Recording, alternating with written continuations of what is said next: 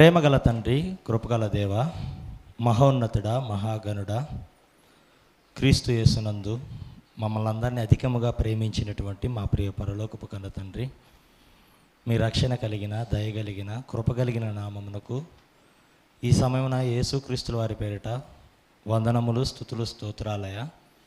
తండ్రి, నీ అపారమైనటువంటి ప్రేమను మా అందరి పట్ల చూపించి తండ్రి, ఎన్నో విపత్తులు జరుగుతూ ఉన్నప్పటికీ వాటన్నిటి బారి నుండి మమ్మల్ని రక్షించి ఇప్పటివరకు మమ్మల్ని సజీవంగా నీ సన్నిధిలో నిలవబెట్టిన విధానాన్ని బట్టి నీకే స్తుతులు, స్తోత్రములు దేవా. తండ్రి, మీ మాటలు ఎంతో గొప్పవి, ఎంతో శక్తివంతమైనవి. తండ్రి, మీరు మీ మాట చేత ఈ ప్రకృతిని కలిగించటమే కాదు, ఈ ప్రకృతిని నడిపిస్తూ ఉన్నారు. మీ స్వహస్తాల చేత మమ్మల్ని నిర్మించి మాకు రూపును ఏర్పరిచారు. అందును బట్టి మీకు స్తుతులు, స్తోత్రాలయ. మరి అటువంటి గొప్పవైనటువంటి మీ మాటలను బిడ్డలైన వారితో తండ్రి మరి పంచుకొని చుండగా మీ యొక్క సహాయాన్ని, సమయోచితమైనటువంటి జ్ఞానాన్ని నాకు దయచేయమని కోరుకుంటూ, అలానే తండ్రి ఇంకా మందిరానికి రావాల్సినటువంటి బిడ్డలను త్వరగా నడిపించమని కోరుకుంటూ, ఈ యొక్క ఆరాధన కూడిక ద్వారా తండ్రి చెప్పబోతున్నటువంటి వాక్యం ద్వారా మీరే మహిమ, ఘనత, ప్రభావాలు పొందుకోవాలని యేసుక్రీస్తుల వారి నామంలో ప్రార్థించి మీకు కృతజ్ఞతాస్తుతులు చెల్లించి మీ యొక్క సహాయాన్ని అడిగి వేడుకుంటున్నాను తండ్రి. ఆమె. మంచిదండి. మరొకసారి యేసుక్రీస్తు వారి నామంలో మీ అందరికీ నా వందనాలు. ప్రియమైనటువంటి వారులారా, గడిచినటువంటి కాలంలోనూ ఇప్పటికీ కురుస్తున్నటువంటి వర్షాలకు లోతట్టు ప్రాంతాలు జలమయం కావటం, వరద నీరు అధికంగా చేరటం వలన దిగువన ఉన్నటువంటి ప్రాంతాలు, గ్రామాలు కావచ్చు, పట్టణాలు కావచ్చు, ఆ పట్టణాలలో ఉన్నటువంటి కొన్ని కాలనీలు కావచ్చు, అవన్నీ నీట మునగటం మనం చూస్తూ ఉన్నాం. ఇప్పటికే అవి సముద్రాలుగా, చెరువులుగా తలపిస్తూ ఉన్నాయి. అయితే అప్పుడు ప్రభుత్వ అధికారులు కానివ్వండి, ప్రజలు కానివ్వండి, వారంతా స్పందించి సహాయక చర్యలు చేపట్టడం, వరద నీటిలో చిక్కుకున్నటువంటి వారిని కాపాడటం, వారిని సురక్షిత ప్రాంతాలకు తరలించటం, వారికి ఆహార పదార్థాలను అందించడం, వారికి సదుపాయాలను కల్పించడం మనం చూస్తూ ఉన్నాం. ఇంకా సినీ వర్గానికి సంబంధించినటువంటి వారు కూడా వారు స్పందించి ఈ విపత్తును దృష్టిలో ఉంచుకొని వారు ఆర్థిక సహాయాన్ని అందించడం మనం చూస్తూ ఉన్నాం. ఏమంటే ఈ సహాయక చర్యలు అనేవి కులమతాలకు అతీతంగా అందరూ స్పందిస్తూ ముందుకు వచ్చి సహాయాన్ని చేస్తూ ఉన్నారు. అంటే ఒక కష్టం వచ్చినప్పుడు, ఒక విపత్తు వచ్చినప్పుడు అందరూ స్పందిస్తున్నారు, అందరూ ముందుకు వచ్చి సహాయాన్ని అందిస్తున్నారు. ఈరోజు ఇవన్నీ ఎందుకు చెప్తున్నా అంటే, ఈరోజు మన పాఠం కూడా స్పందన గురించి. ప్రియమైనటువంటి వాళ్ళ వైద్య రంగంలో ఒక డాక్టరు ఒక రోగికి వైద్యం చేస్తున్నప్పుడు ఆ డాక్టర్ ఏం కోరుకుంటాడని అంటే, తన వైద్యానికి ఆ రోగి స్పందించాలి అని కోరుకుంటాడు. అంటే అప్పుడప్పుడు మనం కూడా చూడండి, హాస్పిటల్కి వెళ్ళినప్పుడు మన తాలూకు వారి కండిషన్ ఎలా ఉందని మనం డాక్టర్ని అడిగినప్పుడు ఆ డాక్టర్ మాట్లాడుతూ ఆ రోగి స్పందిస్తేనే కానీ నేను ఏమీ చేయలేను, ఏమీ చెప్పలేను అని అంటాడు. అంటే ఒక రోగి రికవరీ కావాలన్నా, ఒక రోగి ఆరోగ్యాన్ని పొందుకోవాలి అన్నా ఆ రోగి డాక్టర్ ఇచ్చేటటువంటి మందులకు స్పందించాలి అని మనం అనుకుంటూ ఉంటాం. అలానే ఒక ఉపాధ్యాయుడు విద్యార్థిని తీర్చిదిద్దాలని, ప్రయోజనం చేయాలని ఆ విద్యార్థి విషయంలో ఆ ఉపాధ్యాయుడు ఏం కోరుకుంటాడని అంటే, తన పాఠాలకు అతను స్పందించాలి అని కోరుకుంటాడు. అప్పుడప్పుడు తరగతి గదిలో కొన్ని ప్రశ్నలు అడుగుతూ ఉంటాడు. ఎందుకు? విద్యార్థుల స్పందన కొరకు. చెబుతున్నటువంటి పాఠాలు ఎంతవరకు అర్థమైనాయి, ఒకవేళ అర్థం కాకపోతే మరలా వాళ్ళకి ఏమైనా చెప్పాలనేటువంటి ఆలోచనతో. ఏమండి, మనం కూడా చూడండి, అప్పుడప్పుడు వాట్సాప్లో ఒక మెసేజ్ని పంపిస్తూ ఉంటాం, అవతల వాళ్ళు ఆ మెసేజ్ చూసి స్పందించాలి అని కోరుకుంటూ ఉంటాం. అంటే ఒక విపత్తు వచ్చినప్పుడు, ఒక కష్టం వచ్చినప్పుడు, ఏమండి ఏదైనా ఒక ప్రమాదం జరిగినప్పుడు అందరూ స్పందిస్తేనే ఆ విపత్తు నుంచి, విపత్తులో ఉన్నటువంటి వారిని కాపాడుకోగలుగుతున్నాం. ఒక రోగి కూడా స్పందించినప్పుడే అతడు ఆరోగ్యవంతుడు కాగలుగుతున్నాడు. శరీరం మందులు అతని శరీరం పైన పనిచేస్తూ ఉంటాయి. ఒక విద్యార్థి కూడా స్పందించినప్పుడే ప్రయోజకుడు కాగలుగుతున్నాడు.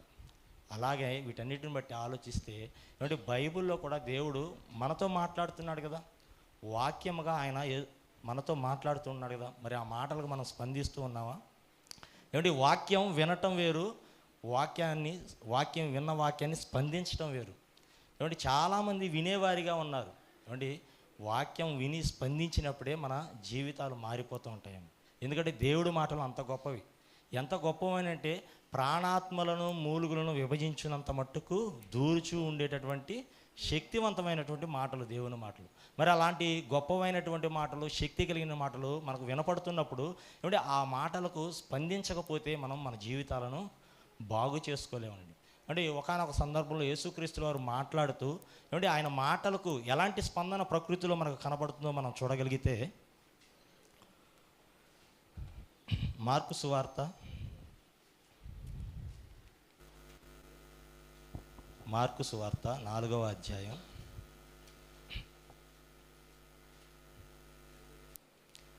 4వ అధ్యాయం 39వ వచనం అండి. అందుకైన లేచి గాలిని గద్దించి నిశ్శబ్దమై ఊరకుండమని సముద్రముతో చెప్పగా గాలి అణిగి మిక్కిలి నిమ్మలమైను. అండి, మహనీయుడైనటువంటి యేసుక్రీస్తు వారు శరీరాన్ని ధరించి ఆయన ఈ భూమి మీద బ్రతికినటువంటి కాలంలో, అందులో శిష్యులతో కూడా దోణిలో సముద్రంలో ప్రయాణం చేస్తున్నటువంటి సందర్భంలో దోణి సముద్రం యొక్క అలల చేత కొట్టబడుతూ ఉందంట. అప్పుడు శిష్యులందరూ భయపడుతూ ఉన్నారు. యేసుక్రీస్తుల వారితో అప్పుడు శిష్యులు మాట్లాడుతూ, ప్రభువా, మేము చింతించుచున్నాము, మేము నశించుచున్నాము, నీకు చింత లేదా అని మాట్లాడుతున్నారు. అప్పుడు యేసుక్రీస్తుల వారు లేచి గాలిని సముద్రాన్ని గద్దించాడు. అంటే గాలి సముద్రం యేసుక్రీస్తుల వారి మాటలు వినటమే కాదు, ఆయన మాటలకు స్పందించినట్లుగా మనం అక్కడ చూడగలం. మరొకసారి చదవండి అదే మాటను. అందుకు ఆయన లేచి గాలిని గద్దించి నిశ్శబ్దమై ఊరకుండమని సముద్రముతో చెప్పగా గాలి అణిగి మిక్కిలి నిమ్మలమాయను. ఏమండి, గాలిని సముద్రమును యేసుక్రీస్తు వారు గద్దించగానే, నిశ్శబ్దమై ఊరకుండమని చెప్పగానే అవి మిక్కిలి నిమ్మలమైపోయాయంట. అంటే యేసుక్రీస్తు వారు ఏదో చెప్పాడు కనుక ఆయన మాట విని వదిలేసి ఉండొచ్చు కదా. మనం ఎలా అయితే వాక్యాన్ని విని ఏమండి విడిచిపెడతామో, అలా కూడా గాలి సముద్రం యేసుక్రీస్తు వారు చెప్పినటువంటి మాటలను విని విడిచిపెట్టేసేసి తన పాటికి తాను అలల చేత ఆ ధోనిని కొడుతూ ఉండొచ్చు కదా, అంటే ఉప్పుగుతూ ఎగసిపడుతూ ఉండొచ్చు కదా. కానీ అలా చేయలేదండి. ప్రభువు మాట విన్నది, ప్రభు మాటకు లోబడింది. అంటే ఆయన మాటలకు స్పందించి మిక్కిలి నిమ్మలమైపోయినట్టుగా అక్కడ వ్రాయబడింది. ప్రియమైనటువంటి అంటే ప్రకృతిలో, అంటే పంచభూతాలలో రెండుగా ఉన్నటువంటి గాలి, నీరు ప్రభు మాటలకు లోబడింది, ఆయన మాటలకు స్పందించింది, మిక్కిలి నిమ్మలమైపోయింది. మరికొన్ని మాటలు ఇలానే మనం చూడగలిగితే మత్తయి సువార్త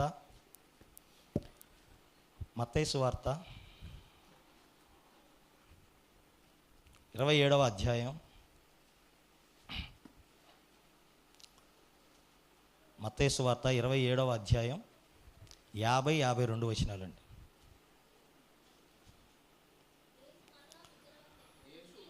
యేసు మరలా బిగ్గరగా కేకవేసి ప్రాణం విడిచెను. అప్పుడు దేవాలయపు తెరపై నుండి క్రింది వరకు రెండుగా చినిగిను, భూమి వణికెను, బండలు బద్దలాయను, సమాధులు తెరవబడిను, నిద్రించిన అనేక మంది పరిశుద్ధుల శరీరములు లేచెను. వారు సమాధుల నుండి బయటికి వచ్చి ఆయన లేచిన తర్వాత పరిశుద్ధ పట్టణంలో ప్రవేశించి అనేకులకు అగపడిరి. అంటే యేసుక్రీస్తుల వారు కల్వరి కొండపై శిలువ పైన కాళ్లకు చేతులకు మేకులతో కొట్టబడి, అంటే తలకు ముళ్ళ కిరీటం పెట్టబడి, ప్రక్కలో బల్లెపు పోటు పొడవబడి, అటువంటి పరిస్థితుల్లో ఆయన చివరిగా ఆయన మాట్లాడుతున్నటువంటి మాట, బిగ్గరగా కేకవేసి ప్రాణం విడిచాడంట. బిగ్గరగా కేకవేసి ప్రాణం విడిచాడని మనం చదువుకున్నాం. అంటే అప్పుడు యేసుక్రీస్తుల వారు మరణించిన తర్వాత ఆయన స్పందన ఎక్కడ మనకు కనపడుతుంది అంటే ప్రకృతిలో కనపడుతుందండి. అప్పుడు ఏం జరిగింది అంటే భూమి వణికింది, బండలు బద్దలైపోయాయంట. అంటే అప్పుడప్పుడు చూడండి, లోకంలో చాలామంది ఎవరో పెద్ద వాళ్ళు చనిపోయినప్పుడు కానీ, వాళ్ళకి ఏదైనా ప్రమాదం జరిగినప్పుడు కానీ రాష్ట్రం అంతా బంధులు ధర్నాలు నిర్వహిస్తూ ఉంటారు. ఏమండి, రాష్ట్రం అంతా బంధులు ధర్నాలు నిర్వహిస్తూ ఉంటారు, అలాగే తగలబెడుతూ ఉంటారు. అంటే ఎన్నో హంగామా జరుగుతూ ఉంటారు. కానీ యేసుక్రీస్తు వారు మరణించినప్పుడు చూడండి స్పందన ఎక్కడ వస్తుందో. అంటే ప్రజలేమో ఏదైనా ఒక ఎవరికైనా ఏదైనా జరిగినప్పుడు, ఒక పెద్ద వాళ్ళకి ఏదైనా జరిగినప్పుడు వాళ్ళ స్పందన ఏమో ఆ విధంగా ఉంది, బంధులు చేస్తూ ఉంటారు. ఏమంటే ఈ మధ్య కాలంలో కూడా కోల్కతాలో ఒక స్త్రీని ఏమంటే ఆమెని చెరిచి ఆమెని చంపేశారు, ఒక జూనియర్ డాక్టర్ని. ఏమంటే ఆమె విషయంలో ఆమెకి న్యాయం జరగాలని, దోషులకు కఠినంగా శిక్ష పడాలి అని చాలామంది ప్రజలు ముందుకు స్పందించి ముందుకు వచ్చారు. ఏమంటే వాళ్ళు ధర్నాలు, వాళ్ళు ర్యాలీలు నిర్వహించడం మనం చూస్తూ ఉన్నాం.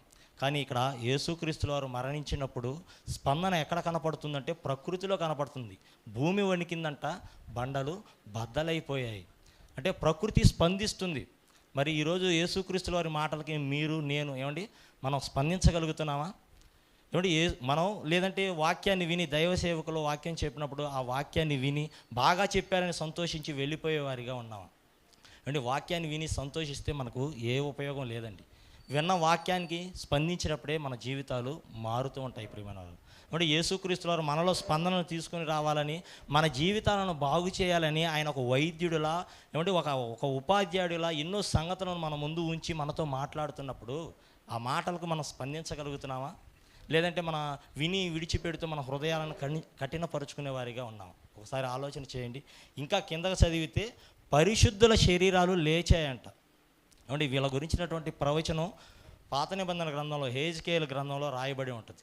అంటే పరిశుద్ధులు లేచారంట. యేసుక్రీస్తుల వారు ఎప్పుడైతే చనిపోయి సమాధి చేయబడి తిరిగి లేచాడో ఆయనతో పాటు కొంతమంది పరిశుద్ధులు శరీరాలతో లేచారంట సమాధుల నుండి. అంటే వారు అప్పటి వరకు ఎక్కడ ఉన్నారు? అప్పటి వరకు వాళ్ళు ఎక్కడున్నారు? పరదేశులో, పాతాళ లోకంలో ఉన్నటువంటి పరదేశులో ఉన్నటువంటి వారు ఎప్పుడైతే యేసుక్రీస్తుల వారు తిరిగి లేచాడో ఆయనతో పాటు వాళ్ళు స్పందించి, ఏమంటే భూమి మీద ఉన్నటువంటి సమాధులు తమ తమ శరీరాలలోకి ప్రవేశించి వాళ్ళు లేచారు. అంటే ఇంకా మనకు బాగా అర్థం కావాలి అంటే లాజరు గారు ఉన్నారు కదా, మరియా మార్త సహోదరుడైనటువంటి లాజరు గారు. ఏమంటే ఆయన చనిపోయి ఎన్ని దినాలు అయింది? అప్పటికి 4 దినాలా 3 దినాలా? 4 దినాలైంది. అటువంటి చనిపోయి 4 దినాలైనటువంటి లాజరు గారి సమాధి వద్దకు యేసుక్రీస్తుల వారు వెళ్ళి ఆయనతో మాట్లాడుతున్నాడు. ఏమని? లాజరు బయటికి రా అంటున్నాడు. అంటే అప్పటి వరకు లాజరు గారు ఎక్కడ ఉన్నాడు? ఏమంటే శవమేమో సమాధిలో ఉంది, ఆత్మ ఎక్కడుంది? పాతాళ లోకంలో ఉన్నటువంటి పరదేశిలో ఉంది. లాజరు బయటికి రా అనగానే ఆ మాటను ఎక్కడున్నటువంటి లాజరు విన్నాడు? పరదేశిలో ఉన్నటువంటి లాజరు విని, ఏమంటే పాతాళ లోకంలో ఉన్నటువంటి ఆయన భూమి మీద ఉన్నటువంటి ఆ శరీరంలోనికి ప్రవేశించి తిరిగి సమాధిలో నుంచి బయటికి వచ్చినట్టుగా మనం చూడగలం. ఇంకా ఏమంటే నాయీను అనే గ్రామానికి యేసుక్రీస్తుల వారు వెళ్ళినప్పుడు అక్కడ ఒక విధవరాలి కుమారుడండి. ఆమెకు అతను ఒక్కడే కుమారుడంట. ఆ ఒక్కడైన ఉన్నటువంటి ఆ కుమారుడు మరణించినప్పుడు అతనిని పాడెపైన మోసుకుంటూ వెళుతున్నటువంటి సందర్భంలో యేసుక్రీస్తుల వారు అక్కడ ఉండి ఆ విధవరాలి పైన కనికరపడి, ఏమంటే ఆ పాడెను ముట్టి చిన్నవాడా లెమ్మని చెప్పగానే పాతాళ లోకంలో ఉంటున్నటువంటి ఆ చిన్నవాడు తన శరీరంలోనికి ప్రవేశించి మాట్లాడసాగాడనట. ఏమంటే ఎంత అద్భుతమో చూడండి, ఎంత ఆశ్చర్యమో చూడండి. ఏమంటే ఇవన్నీ ఎందుకు చెబుతున్నాను అని అంటే, యేసుక్రీస్తుల వారి మాటకు ప్రకృతి స్పందిస్తుంది. యేసుక్రీస్తుల వారి యొక్క మాటకు మృతులు సహితం లేపబడుతూ ఉన్నారు. మరి సజీవంగా ఉన్నటువంటి మనం ఎందుకు ఆయన మాటలకు స్పందించడం లేదు? ఎక్కడో ఉన్నటువంటి పాతాళ లోకంలో ఉన్నటువంటి మృతులు సైతం ఆయన మాట విని స్పందించి, ఏమంటే శరీరాలకు ప్రవేశించి మరలా జీవాన్ని తెచ్చుకొని ఆయన మాటకు లోబడి బ్రతుకుతున్నప్పుడు, మరి సజీవంగా ఉన్నటువంటి మనం ప్రభు వాక్యముగా ఆయన మనతో మాట్లాడుతున్నప్పుడు మనం ఎందుకు స్పందించటం లేదు? మన హృదయాలను ఎందుకు కఠినపరుచుకుంటున్నాం? ఏమంటే జీవితం చాలా విలువైనది, అది అందరికీ తెలుసు. ఇది చాలా చిన్నది. ఏమంటే మనకిచ్చినటువంటి ఆయుష్కాలం దేవుడు మాట్లాడుతూ రాయిస్తూ ఇది నీడ వంటిది అని అన్నాడు.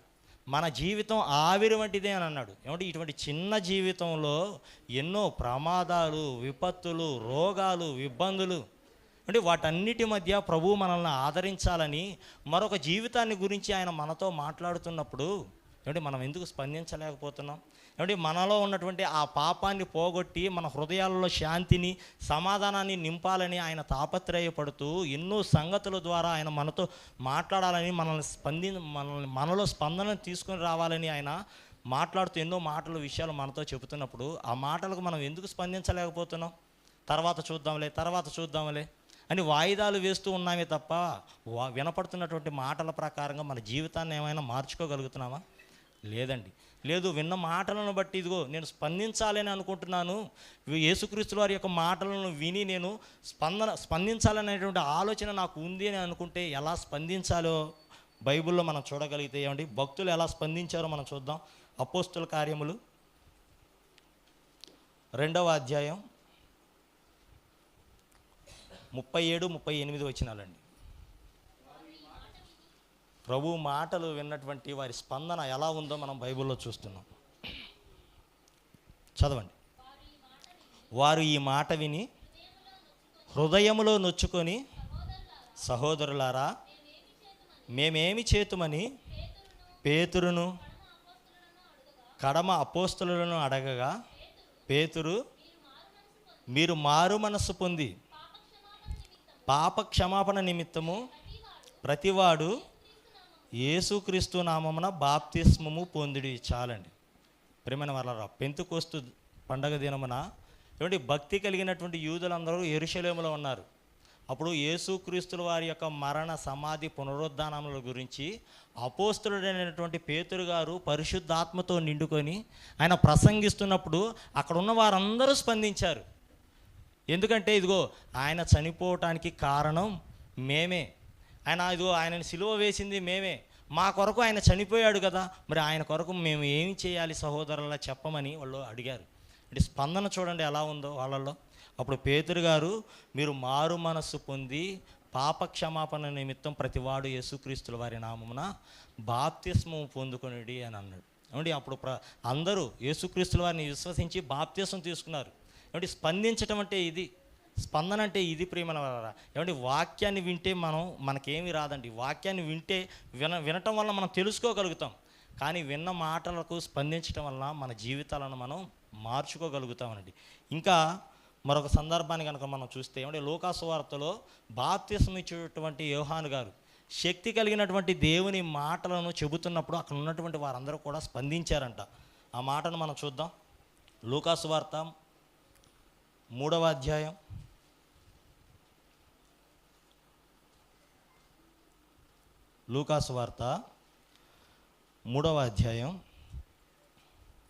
9 నుంచి అండి.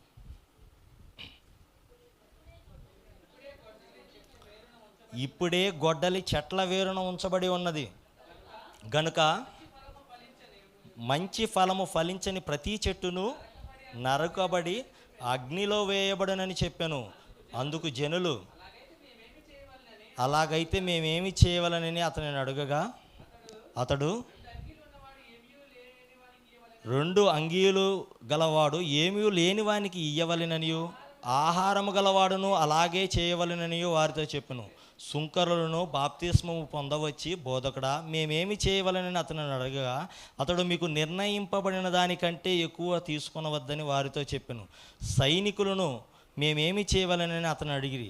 అందుకు అతడు, ఎవరిని బాధ పెట్టకయు ఎవరి మీద అపనింద వేయకయు మీ జీతములతో తృప్తి పొంది ఉండుడని వారితో చెప్పెను. అంటే ఎప్పుడైతే యోహాను గారు గొడ్డలి చెట్ల వేరున ఉంచబడింది, అంటే మంచి ఫలములు ఫలింపనటువంటి ప్రతి చెట్టు నరకబడి అగ్నిలో వేయబడుతున్న అని చెప్పినటువంటి మాటకు అక్కడ ఉన్నటువంటి వారందరూ స్పందించి, అయ్యా ఇదిగో ఆ నరకానికి పోకుండా ఉండాలంటే మేమేం చేయాలి, ఆ అగ్నిగుండాన్ని తప్పించుకోవాలంటే మేమేమి చేయాలో చెప్పు అని అడుగుతున్నటువంటి సందర్భాన్ని మనం చూస్తూ ఉన్నాం. అంటే వారంతా కూడా స్పందించారు. అప్పుడు యోహాను గారు సంతోషించి, ఇదిగో మీరు పాప క్షమాపణ నిమిత్తం, మారు మనస్సు నిమిత్తం మీరు బాప్తిసం పొందుకోండి, మీరు మీ పొరుగువారిని ప్రేమించండి, అలాగే మీకు కలిగిన వాటితో మీరు తృప్తి చెంది బతకండి, ఎవరి మీద అపనింద వేయొద్దని ఇలాంటి మాటలు చెప్పినట్టు సందర్భాలు మనం చూస్తున్నాం. అంటే వారంతా కూడా స్పందించారు. ఈరోజు మనం అనుకుని ఉండొచ్చు, మనం బాప్తిసం తీసుకున్నాం కదా అని. ఏమండి స్పందించడం అంటే బాప్తిసం తీసుకోవటం మాత్రమే కాదు. ఏమంటే బాప్తిసం తీసుకున్న తర్వాత లేఖనాల ద్వారా దేవుడు మాట్లాడుతున్నటువంటి ప్రతి మాటను ఏమంటే ఆ మాటను మనం ఆలోచించి స్పందించి మన జీవితాలను మార్చుకునే విధంగా ఉండాలి. మనలో మార్పు కనపడాలి బాప్తిసం తీసుకున్న తర్వాత. ఇప్పుడు తీసుకోకముందు ఎలా ఉన్నామో తీసుకున్న తర్వాత అలా ఉంటే అది స్పందించినట్టు కాదు ప్రియమైనటువంటి వాళ్ళు. అక్కడ పేతురు గారు చూడండి, ఆయన వాక్యం చెప్పినప్పుడు అనేకులు స్పందించారు, మేమేమి చేయాలని అడిగారు. ఇక్కడ యోహాను గారు శక్తి కలిగినటువంటి దేవుడు మాటలను చెప్పినప్పుడు వాళ్ళు స్పందించారు, మేమేమి చేయాలని వాళ్ళు అడిగారు ప్రియమైనటువంటి వాళ్ళారు. మరి ఈరోజు యేసుక్రీస్తుల వారు పరలోకాన్ని విడిచి ఈ భూమి మీదకి వచ్చి వాక్యముగా మనతో మాట్లాడుతున్నాడు కదా. ఎన్నో సంగతులు మనతో మాట్లాడుతూ ఉన్నాడు కదా. మన జీవితాన్ని గురించి మాట్లాడుతున్నాడు, రాబోయే జీవితాన్ని గురించి మాట్లాడుతున్నాడు, మన పాపముల గురించి మాట్లాడుతున్నాడు, ఆ పాపముల వలన పొందుకునేటటువంటి నరకాన్ని గురించి కూడా మనతో మాట్లాడుతున్నాడు కదా. మరి ఆ మాటలకు మనం ఏమైనా స్పందించగలుగుతున్నామా? ఈరోజు విన్న వాక్యాన్ని బట్టి, దైవ సేవకుల ద్వారా దేవుని మాటలు మనం వింటున్నప్పుడు, ఆ విన్న మాటలను బట్టి ఇదిగో ప్రభా, ఇదిగో నేను నాలో ఉన్నటువంటి పాపాలను తీసివేసుకొని నా జీవితాన్ని ఇదిగో నీతో గడపాలి అనుకుంటున్నాను, నా జీవితాన్ని నీకు సమర్పించుకోవాలి అని అనుకుంటున్నానని ఏ రోజైనా దేవునితో, ప్రభువుతో మాట్లాడగలుగుతున్నామా? లేదంటే విని విడిచిపెట్టి మన హృదయాలను కఠినపరుచుకుంటున్నాము? ప్రియమైన వాళ్ళ, స్పందించడం అంటే ఏంటో ఒక జక్కయ్య గారిని చూడండి, స్పందన అంటే ఒక జక్కయ్య గారిలో చూడండి. ఆయన విన్న మాటలను బట్టి యేసుక్రీస్తుల వారితో ఏమని చెబుతున్నాడో తెలుసా? ప్రభువా, నీవు నా ఇంటిలోనికి వచ్చుటకు నేను పాత్రుడను కాను అని అంటున్నాడు. నా ఆస్తిలో సగం బేదలకు ఇస్తాను అని చెబుతున్నాడు. ఎవరి దగ్గరైనా నేను అన్యాయంగా పుచ్చుకుంటే వారికి 4 అంతలు నేను చెల్లిస్తాను, 4 రెట్లు వారికి నేను చెల్లిస్తాను అని చెబుతున్నాడు. స్పందన అంటే అది, మార్పు అంటే అది. ప్రియమైనటువంటి వాళ్ళారా, ఏమంటే ఒక సమరయ స్త్రీని చూడండి. ఏమంటే ప్రభువులో యేసుక్రీస్తుల వారు వచ్చి ఆమెతో మాట్లాడే వరకు ఆమె జీవితం ఏమీ బాగోలేదు. ప్రభువారు ఆమెతో ఒక మాట అంటుంటాడు, అమ్మ పోయి నీ పెనిమిటిని పిలుచుకొని రమ్మన్నప్పుడు ఆమె అంటది, నాకు అసలు పెనిమిటే లేడు అని. అప్పుడు ప్రభువుల వారు, నీకు 5 పెనిమిటిలు ఉన్నారు, ఇప్పుడున్నవాడు కూడా నీ వాడు కాదు, అంటే 6 ఉన్నారు. అంటే అప్పటికి ఆమె జీవితం బాగోలేదు. కానీ ఎప్పుడైతే యేసుక్రీస్తు వారు ఆమెతో మాట్లాడటం ప్రారంభించాడో, ఏమండి, ఆయన మాటలకు ఆమె స్పందించింది, ఆమె జీవితాన్ని మార్చుకుంది. ఒక రక్షకుడు, ఈయన మెస్సియా అని కనుగొని, ఏమండి, ఆయన గురించి ఆయన చెప్పినటువంటి మాటలన్నిటిని వాళ్ళ ఊరికి వెళ్ళి ఆ ఊరిలో వారందరికీ తెలియజేసిద్ది. వారందరూ ప్రభువుని విశ్వసించేలాగా చేసిద్ది. యేసుక్రీస్తుల వారిని తన ఊరికి తీసుకుని వెళ్ళి 2 రోజులు మీటింగులు పెట్టించిద్దండి. అంటే ఒక రక్షకుడిని పరిచయం చేసింది తన ఊరి వారికి, రక్షణ సువార్తను అందించిందండి. అంటే మార్పు అంటే అది, స్పందించటం అంటే అది. ఇక శిష్యుల గురించి, అపోస్తలుల గురించి మనకు తెలుసు కదా. ప్రభుల వారు పిలువగానే నన్ను వెంబడించండి అనగానే వాళ్ళు ఏం చేశారు? వలలను విడిచిపెట్టి ప్రభువుని వెంబడించారు. అంటే వారు స్పందించారు. ఎంతగా స్పందించారు అంటే తమ ప్రాణాల కంటే కూడా ఎక్కువగా ప్రభువు మాటలకి ప్రాధాన్యతనిచ్చారు. తమ ప్రాణాలను ప్రాణంగా పెట్టే విధంగా వాళ్ళు స్పందించారండి. ఏమంటే అపోస్తలుడైనటువంటి పౌలు గారు అయితే ఒకానొక సందర్భంలో, ఏమండి, ఒక ప్రవక్త వచ్చి ఆయనతో మాట్లాడుతూ, నువ్వు యెరూషలేముకి వెళ్ళొద్దు, అక్కడ నిన్ను బంధిస్తారు, అన్యులకు నిన్ను అప్పగిస్తారు అని చెప్పినప్పుడు, పరిశుద్ధాత్మ ద్వారా చెప్పినప్పుడు, అంటే అప్పుడు అపోస్తలుడైనటువంటి పౌలు గారు ఏమని చెప్తారు తెలుసా? యేసుక్రీస్తుల వారి నామమున నేను బంధించబడుటకు మాత్రమే కాదు, నా ప్రాణాన్ని సైతం పణంగా పెట్టడానికి నేను సిద్ధంగా ఉన్నాను అని అంటాడు. ఏంటంటే అంత తెగింపు, అంత స్పందన ఆయనలో ఎక్కడి నుంచి వచ్చింది? ఎవరిని చూశాడు ఆయన అంతగా స్పందించడానికి? ఆయన ఎవరిని చూశాడు? అంత ధైర్యం ఆయనకి ఎక్కడి నుంచి వచ్చిందంటే యేసుక్రీస్తుల వారిని చూసి. అంటే యేసుక్రీస్తుల వారిలో ఉందా స్పందన? అంటే ఉంది. ఏమండి, ఎంతటి స్పందన, ఎంతగా మన కొరకు ఆయన స్పందించాడు అని అంటే పరలోకాన్ని విడిచి ఈ భూమి మీదకు వచ్చేంతగా స్పందించాడు. ఏమండి, ఈ పాపపు లోకంలో బ్రతుకుతున్నప్పటికీ పాపం తనకు అంటకుండా బ్రతికేంత విధంగా, ఏమండి, మరి ఎన్నో అవమానాలు, నిందలు, ఏంటి, ఎన్నో కష్టాలు, శ్రమలు వచ్చినప్పటికీ వాటన్నిటిని భరించేంతగా, ఓర్చుకునేంతగా మన కొరకు ఆయన స్పందించాడండి. ఏమంటే తెల్లవారితే నన్ను ఏ విధంగా చంపుతారో, ఎలాంటి చిత్రహింసలు పెడతారో, వారు వేసేటటువంటి శిక్షలు ఎలా ఉంటాయో ముందుగా వెరిగి కూడా, తెలిసి కూడా, ఏమంటే వారు వేసేటటువంటి శిక్షలను తట్టుకునేంతగా, ఓర్చుకునేటువంటి విధంగా, వాటన్నిటిని ఎదుర్కొనే విధంగా మన కొరకు ఆయన స్పందించాడండి. చివరికి తన విలువైనటువంటి ప్రాణాన్ని, పవిత్రమైనటువంటి ఆయన దేహాన్ని, ఇదిగో పాపులమైనటువంటి మన కొరకు, మన పాపముల యొక్క ప్రాయశ్చిత్తం కొరకు బలిగా అర్పించే విధంగా ఆయన మన కొరకు స్పందించాడు. ప్రియమైన వారు, ఏమండి, ఆయన ఆ త్యాగం గురించే కదండి మరి కొద్దిసేపట్లో మనం ప్రభు బలలో పాల్గొనేటప్పుడు మనం జ్ఞాపకం చేసుకుంటుంటాం. అంటే ప్రభువువారు తన జీవితాన్నే మన కొరకు త్యాగం చేశాడు. మరి అంత గొప్పవాడు ఈ భూమి మీదకి వచ్చి మన జీవితాలు బాగుపడటం కొరకు ఎన్నో మాటలు చెబితే, అంటే ఎందుకండి ఆ మాటలకు మనం స్పందించలేకపోతున్నాం? ప్రభు మాటలకు ప్రకృతే స్పందించింది. యేసుక్రీస్తుల వారి యొక్క మాటలకు మృతులు సైతం లేపబడుతున్నప్పుడు సజీవులుగా ఉంటున్నటువంటి మనకేమైంది? మనం ఎందుకు ఆ మాటలకు స్పందించి మన జీవితాలను బాగు చేసుకోలేకపోతున్నాం? కనుక ఆలోచించండి. ఏమంటే ఇప్పుడు జరుగుతున్నటువంటి విపత్తులకు అందరూ సహకరిస్తూ ఉన్నారు. అంటే ముంపుకు గురైనటువంటి వారిని కాపాడాలన్నటువంటి ఆలోచనతో. ఏమంటే మనం సహకరించాలి, కాదనటం లేదు. కానీ అంతకంటే ప్రపంచానికి, యావత్తు ప్రపంచం చేసినటువంటి పాపాలకు ఒక ముంపు పొంచి ఉంది. మరణం తర్వాత నరకం అనేటటువంటి ముంపు పొంచి ఉంది. మరి బాప్తిస్మం పొందుకున్నటువంటి మనం ఆ ముంపుకు మరలా మనం గురి కాకుండా మనల్ని మనం కాపాడుకుంటూ ఆల్రెడీ ఆ ముంపు కంటే ఆ నరకానికి ఎవరైతే పాత్రులుగా ఉన్నారో వారందరినీ మనం యేసుక్రీస్తు వారి యొక్క మాటలతో, రక్షణకరమైనటువంటి మాటలతో వారందరినీ మనం కాపాడేటటువంటి చర్యలు మనం ప్రారంభించాలి. అలా ప్రారంభించాలంటే మనం ఏం చేయాలంటే ప్రభువు మాటలకు ముందుగా స్పందించాలి. సువార్త పనుల్లో మనం కూడా ముందుకు వెళ్ళాలి. ప్రేమైన అలా వెళ్ళాలని కోరుకుంటూ, దేవుని మాటలకు స్పందించి మన జీవితాలను కట్టుకుంటారని కోరుకుంటూ ఈ నా చిన్ని మాటలు ముగిస్తున్నాను. ప్రార్థన చేసుకుందాం. ప్రేమగల తండ్రి, కృపగల దేవ, మహోన్నతుడ, మహాగణుడ, మమ్మల్ని అతి మిక్కిలిగా ప్రేమించినటువంటి మా ప్రియ పరలోకపు కన్న తండ్రి, మరోసారి మీ ఘనమైన నామమునకు వందనములు, స్తుతులు, స్తోత్రాలయ తండ్రి. మీ మాటలు ఎంత గొప్పవైనటువంటి ఆ మాటలను తండ్రి మేము విని విడిచిపెట్టే వారముగా ఉండక ఆ మాటల ప్రకారంగా మేము స్పందించాలని, మా జీవితాలను బాగు చేసుకోవాలని తండ్రి, మరి నరకాగ్ని గుండంలో నుంచి అనేకులను తప్పించేటటువంటి వారిగా మేము ఉండాలని ఎన్నో మీ మాటలను తండ్రి మరి మీ పిల్లలైన వారికి తెలియజేశాను. కొన్ని మీ మాటలను మేము ఇప్పటివరకు ఆలోచించాం తండ్రి. విన్న మాటల్లో ఉన్నటువంటి సత్యాన్ని, పరమార్థాన్ని గమనించి ఇకనైనా ఉండి ఆ మాటల ప్రకారంగా జీవించేటటువంటి స్థితిని, ఆలోచనను, మనసును మా అందరికీ దయచేయమని కోరుకుంటూ ఇప్పటి వరకు తండ్రి మరి మీరు చేసిన సహాయాన్ని బట్టి మరొకసారి మీకు కృతజ్ఞతాస్తుతులు, స్తోత్రములు చెల్లించుకుంటూ యేసుక్రీస్తు వారి నామంలో ప్రార్థించి తండ్రి మీకు కృతజ్ఞతాస్తుతులు చెల్లిస్తున్నాను. ఆమేన్. మంచిదండి. మరి ఇప్పటివరకు వాక్యాన్ని విన్నటువంటి మీ అందరికీ అవకాశాన్ని ఇచ్చినటువంటి దైవ సేవకులు ప్రత్యేకమైనటువంటి వందనాలు.